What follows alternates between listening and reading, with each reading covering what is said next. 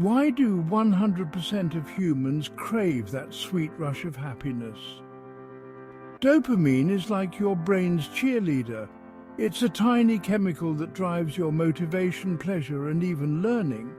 Think of it as the VIP pass to your brain's reward system, but wait, there's more. Too much dopamine can make you crave things a lot. Ever binge-watched a show? Yep, that's dopamine at work.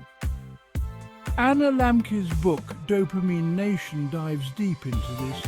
She explains how our modern world is all about stimulating that dopamine. From social media likes to sugar rushes, we're swimming in dopamine triggers. And while a little dopamine is fantastic, too much can lead to addiction and burnout. Lemke's advice: find balance, enjoy the highs, but don't get lost in them. The book is divided into 3 parts. The Pursuit of Pleasure explores stories of addiction, including a man seeking help for a masturbation addiction and a college student addicted to Adderall.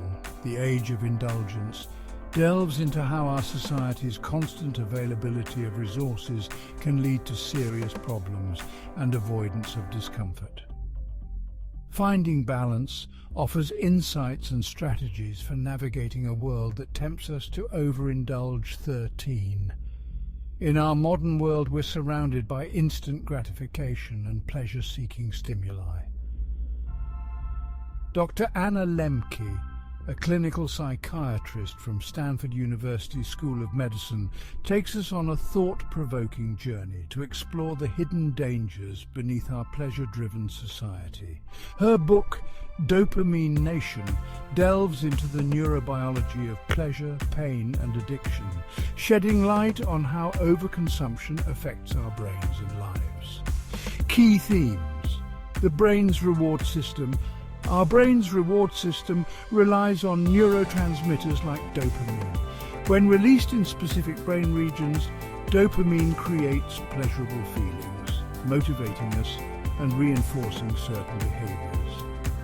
The addictive potential of a substance or behavior is often measured by how quickly it triggers dopamine release. The faster and more intense the dopamine surge, the more addictive it becomes.